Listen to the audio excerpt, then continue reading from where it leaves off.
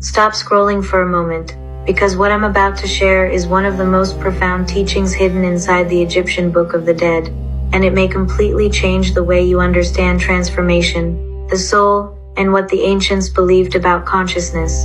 As I was studying these sacred pages, one phrase kept echoing through me again and again, the chapter of changing. Changing into a serpent, changing into a crocodile, changing into Pa, changing into the soul of Tumu, changing into the Bennu bird. This is not random mythology, and it is not simply storytelling. This is initiatory language. The ancient Egyptians did not view the soul as something fixed or static. They understood it as something living, evolving, and capable of becoming. They saw the soul as alchemical, able to move through states of transformation, death, renewal, and rebirth. When I read the passage of the serpent Saita, what struck me deeply was the line that says, "I lie down, and I am born day by day. I renew myself, I grow young day by day." This is one of the oldest spiritual teachings on rebirth. The serpent is not merely an animal here, it is the symbol of cyclical renewal, of shedding what no longer belongs to you. Just as the serpent sheds its skin, the soul sheds old identities, old wounds, old stories, and old versions of self. How many times in life have we gone through our own symbolic death and rebirth? After heartbreak, after betrayal, after grief, after the collapse of something we once believed defined us, we lie down in one version of ourselves and rise as another. The ancients understood that consciousness renews itself through cycles, not only physical death, but emotional death, ego death, energetic death, and spiritual rebirth. Then the text moves into the crocodile, and this is where it becomes even more profound. The crocodile is described as sacred, powerful, and terrifying, dwelling at thresholds and doorways. To me, this represents the shadow forces we must face in every true transformation. Every initiation has a guardian at its gate. Sometimes that guardian is fear, sometimes it is grief, sometimes it is the parts of ourselves we have spent years avoiding. The crocodile is the force that confronts the false self. It is the energy that strips away illusion so that truth may remain. This is why shadow work is not punishment, it is purification. It is the sacred confrontation with what must be released in order for the soul to evolve. Then we enter the chapter of changing into Ptah, and this is extraordinary because Pa is deeply connected to creation through mind, word, and divine intelligence.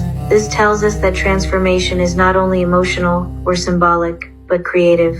The soul becomes the creator of its lived reality. The words in the text speak of eating, drinking, clothing, flying like a hawk, and sounding like a goose, and what this reveals is the embodiment of consciousness into form, spirit becoming matter, thought becoming reality.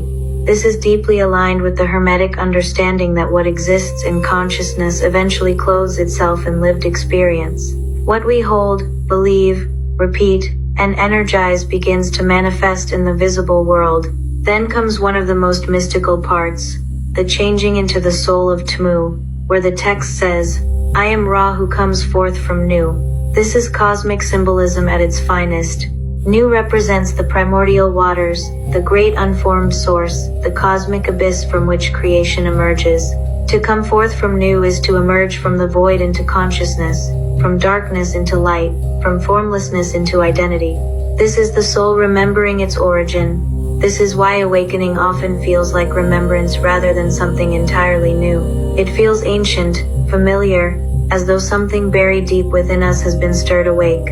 And then we arrive at the Bennu bird, which to me is one of the most powerful symbols in all of Egyptian spirituality.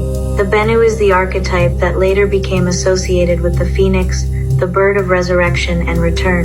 The line that truly stopped me was, "I came into being from unformed matter. I created myself." There is so much power in that statement. I created myself. This is the soul reclaiming its sovereignty.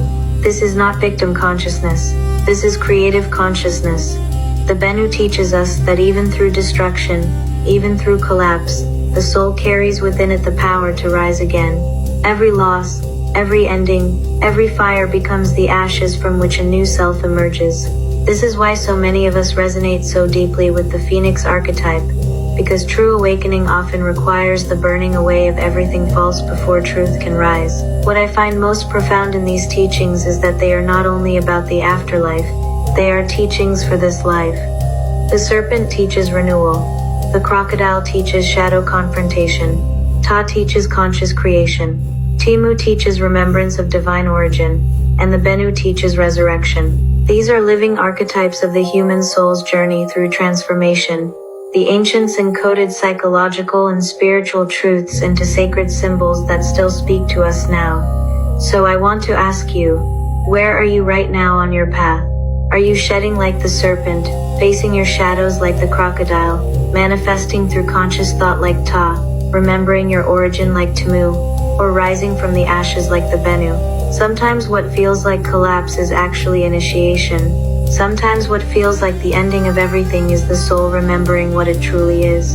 If this message found you at the exact moment you needed it, follow for more deep teachings on ancient wisdom, soul transformation, and the hidden symbolism that still lives within us today. And if you are moving through a powerful transformation in your own life, and need guidance to understand what your soul is showing you, my one-to-one sessions are open, because sometimes the greatest awakening begins the moment we choose to see meaning in what we are going through.